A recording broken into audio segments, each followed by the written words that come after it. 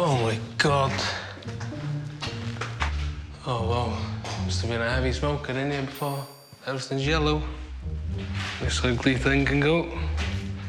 OK. Well, these new doors, no handle. Oh, dear. It's ceiling. Interesting. Oh, Jesus. Keeps getting worse. I can get my bloody thumb in there. Small room, but perfectly fine. But there's a crack there. Nice view of the portaloo, what every bedroom needs. This must be the kitchen, or what was the kitchen. It's all sunk down, isn't it? And again by the back door, single pane. They're no good. The old water tank there, tiles hanging off. It's going to take a big chunk out of the budget. It doesn't get any better, does it? Let's hope we've got a decent budget for it. You both look round. Nia, while it's fresh in your mind, thoughts? Like I stepped back in time to the 70s, but I think we can do it. I'm feeling positive. If you decide to really go down the eco-refit on this place and get it more or less zero carbon, which is the way I do things, I will increase your budget by a further £15,000. What are you thinking, Nia? I think I'd go for the zero carbon, bigger budget option. Just because I think with Marc's skills in the roofing, like the big jobs have already been done. The roof is a big job. We could, potentially get a lot more profit as well, which would be really exciting. Marc? Yeah. Yeah. Exactly. What she said. Perfect. Exactly 6 months ago, we gave PhD student Nia and roofer Marc a bungalow which had seen better days. From the get-go, Nia was super keen that the renovation would be carried out in the greenest, most eco-friendly way possible. But green tech costs. And the big question is, are the good folk of Anglesey willing to pay a premium for saving the planet? Today feels like the final big push, finishing off the final commission of all the eco stuff, which is mega exciting. The kind of toilets and the sinks are going in. This week, the kind of floors are being finished and the final bits in terms of the skirtings and architraves. We've got lights, which is just, I've never been so excited about spotlights in my entire life.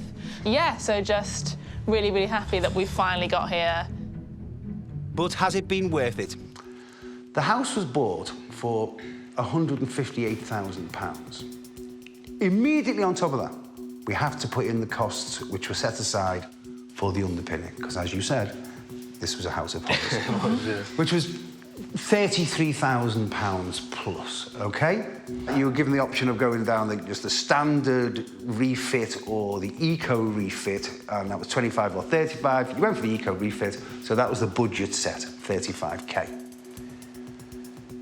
You actually spent £60,464, an overspend of £25,464. On top of that, you have council tax, stamp duty, interest on the bridging loan, utilities, and buying and selling fees. The house was put on the market for £300,000. And as we're aware, that market is in a very tricky place for various reasons. And I have to say, there wasn't that much interest. An offer did come in after sitting on the place for a while, and that offer was accepted. The offer accepted was for £280,000. So, guys, there was no profit. In fact, there was a loss on this property of £23,601. I'm so sorry, guys. Oh. Nice high ceilings. This original floor. Really nice house. This is, look at the windows, beautiful windows. Yeah, I'm liking this room. I like that nice little feature. Hopefully we can keep that. There's a dip in the floor there. Another good room, good walls, good ceiling height. Considering the house so far seems so big and spacious, the kitchen seems quite small, so... Oh, wow, OK. Downstairs toilet. I know from a little bit of research, downstairs toilets are definitely useful.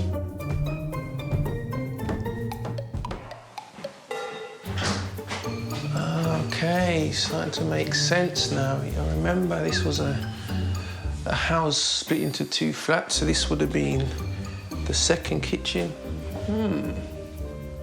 OK, so this would be the toilet, well, I guess the bathroom area for this flat.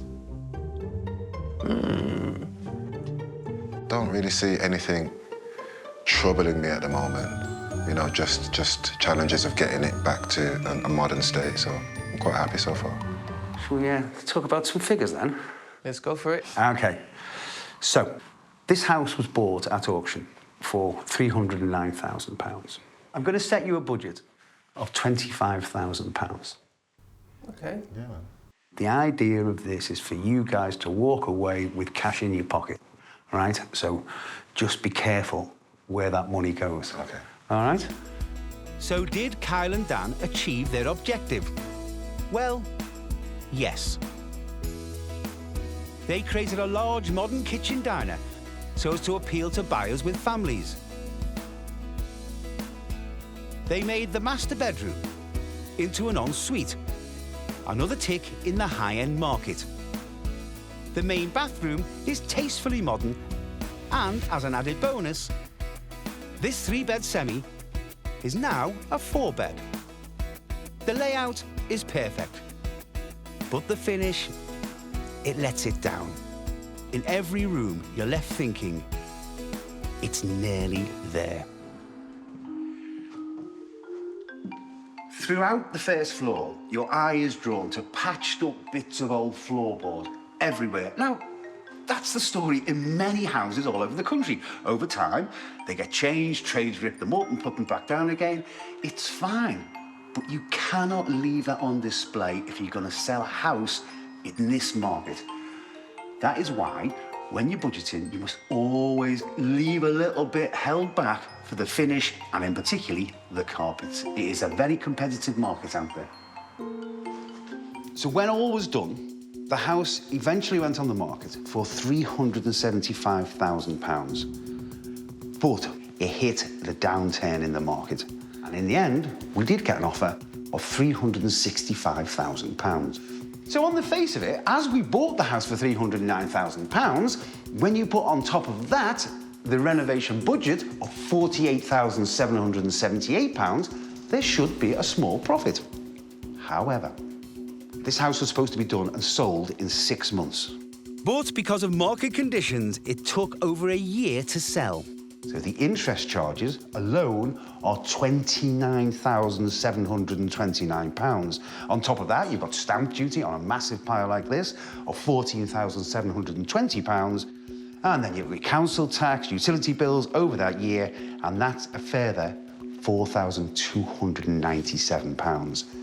You can see where this is going.